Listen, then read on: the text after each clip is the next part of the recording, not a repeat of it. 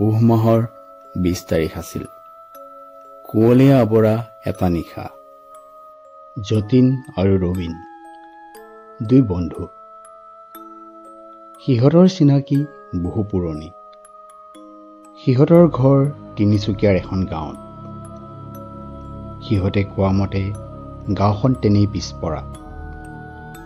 কাৰেণ্টৰ হেনো বৰ অসুবিধা।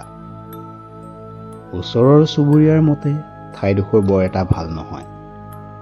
সন্ধিয়া হোৱাৰ লগে লগে মানুহবোৰ নাইকিয়া হৈ পৰে। আজি সিহঁত ফুৰিব যাব। বাইক কেইখন লৈ দুই ওলাই আহিল।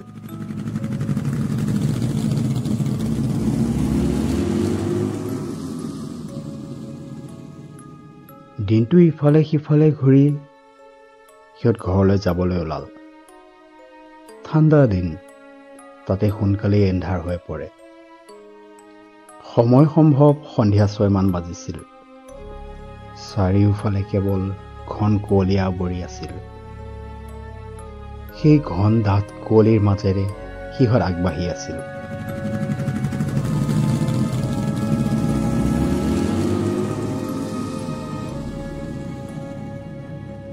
অলপ দূৰ গৈ হঠাৎ ৰবীনৰ বাইকখন বন্ধ হৈ পৰিল।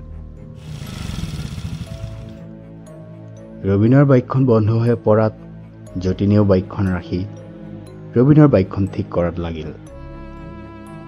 যিমান পাৰে সোনকালে বাইকখন ঠিক কৰিবৰ চেষ্টা কৰিছিল, কাৰণ এতিয়াও ঘৰলৈ যথেষ্ট দূৰ। লাহে লাহে কুঁৱলীৰ পৰিমাণ আৰু ঘন হৈ যাবলৈ ধৰিলে। চাৰিওফালে চালে, পোহৰ বুলিবলৈ একোৱেই নাই। তাতেই জংঘলখন পাৰ হ'ব আছেই। কুঁৱলী ইমানেই ঘন হৈ যাবলৈ ধৰিলে যেন বাইকৰ পোহৰতো একো দেখা পোৱা নাছিল। তেনেতেই দূৰত আৰম্ভ হ'ল শিয়ালৰ শব্দ।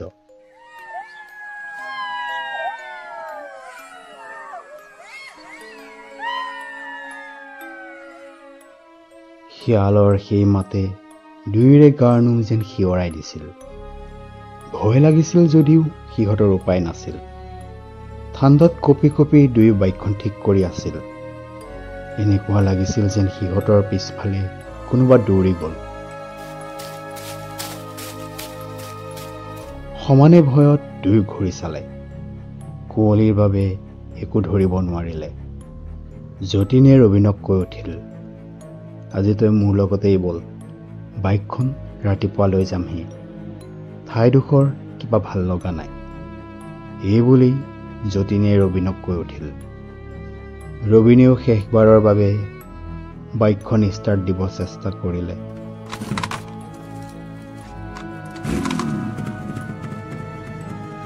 ভগৱানৰ কৃপাত যেন বাইকখন ঠিক হৈ গ'ল। দুয়ো লগে লগেই সেই ঠাইৰ পৰা ওলাল।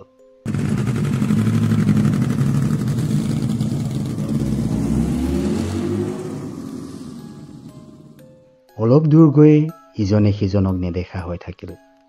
ইমানেই কুঁৱলীয়ে আৱৰি ধৰিছিল যে হঠাৎ কিবা এটা ৰবীনৰ বাইকৰ আগেদি পাৰ হৈ যোৱা যেন পালে। ইফালে যতীন তাতকৈ আগত আছিল। ৰবীনে বহুবাৰ যতীনক চিঞৰিলে। যতীনৰ উত্তৰ ঘূৰি নহাত ৰবীন স্পীডত যাবলৈ ধৰিলে। ৰবীনে যতীনৰ বাইকৰ পিছত কাৰোবাক দেখিলে। ৰবীনৰ যে বুকু কঁপি উঠিছিল। হাতত দীঘল নখ, কেঁকুৰা চুলিৰে মুখ থকা, বগা কাপোৰ মেৰিয়াই কোনোবা এগৰাকী মহিলা বহি গৈ আছে। তাৰ ওচৰলৈ যাওঁতেই হঠাৎ কুঁৱলীৰ মাজত সোমাই পৰিল ৰবীন। অলপ সময়ৰ পিছত কুঁৱলীৰ পৰা দুয়ো আঁতৰ হ'ল। কোনোমতে জংঘলখন পাৰ হ'ল।